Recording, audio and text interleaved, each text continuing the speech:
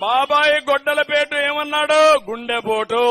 ఆడబిడ్డ సునీతారెడ్డి మీ అందరికంటే తెలివైనది, పౌరుషం ఉండేది, ధైర్యశాలి. అవునా కాదా?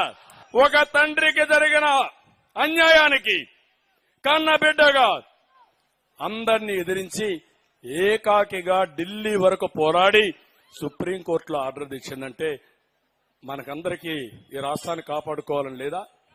జగన్ బటన్ నొక్కి కుంభకోణాలకు పాల్పడుతున్నారు అని చంద్రబాబు ఆరోపించారు. ఇసుక, గ్రావెల్, మద్యం ఇలా అన్నింటిలోనూ కుంభకోణాలేనన్నారు. ఢిల్లీ లిక్కర్ కుంభకోణంలో A2 నిందితుడు విజయసాయిరెడ్డి ఫోన్ పోయిందని చెబుతున్నాడు అని, అతని వెంట పోలీసులు పడితే బాగుంటుందన్నారు. తమ వెంట పడితే ఏముంటుంది అన్నారు.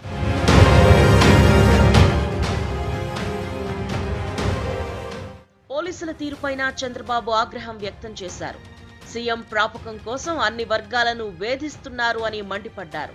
అయ్యన్న పాత్రుడిపై పసలేని కేసు పెట్టారు అని, రఘురామరాజును హింసించారన్నారు. కరుడుగట్టిన నేరస్తుడికి సీఎం పదవి వస్తే ఏమవుతుందో ప్రజలకు ఇప్పుడు అర్థమవుతోందన్నారు. తప్పు చేసిన వాళ్లు జైల్లో ఉండాలి, కానీ సీఎం ఆఫీసులో ఉంటున్నారు అని ఆవేదన వ్యక్తం చేశారు. తమ్ముళ్ళు దొంగ చేతికి తాళం ఇస్తే ఏమవుతుంది? ఆ ఇల్లే దోచుకొని పోతాడు. కరుడుగట్టిన నేరస్తునికి ముఖ్యమంత్రి పదవి ఇస్తే ఏమవుతుంది? అడ్డం వచ్చినోడిని ఇంకా అయిపోతా ఉంటారు. ఎంతమంది మానసిక క్షోభ అనుభవిస్తున్నారు తమ్ముళ్ళు, మీకు అర్థమైందా? ఎంతమంది భయభ్రాంతులయ్యారో అర్థమైందా?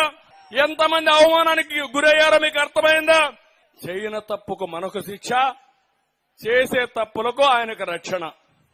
అధికారం అనేది ఇదే ప్రమాదం, మీరందరూ గుర్తుపెట్టుకోవాలి. ఎవడైనా తప్పు చేస్తే ఎక్కడుంటాడు? జైల్లో ఉంటాడు. ఇక్కడ తప్పు చేసిన వాడు సెక్రటరియట్ లో ఉన్నాడు. అదే మన కర్మ. అవునా కాదా? మీరు చూడండి, చాలా మంది తప్పులు చేసిన వాళ్ళు ఇక్కడ మళ్ళా కనపడరు. వాళ్ళ జీవితంలో ఒక ఇండస్ట్రీలో తప్పు చేసినా, ఒక రాజకీయాల్లో తప్పు చేసినా, ఒక ఊర్లో ఒక హత్య చేసినా వాళ్ళ జీవితం అక్కడికి ఎండ్ అయిపోతుంది. కానీ మన దురదృష్టం ఏంటో గాని నాకు అర్థం కాదు. కానీ ఒక కరుడుగట్టిన నేరస్తుడికి, ఒక సైకోకి అధికారం ఇచ్చి మీరంతా ఈరోజంతా బాధపడుతున్నాం. తీరిగా కూర్చొని మీరు, నేను అందరం బాధపడుతున్నాం.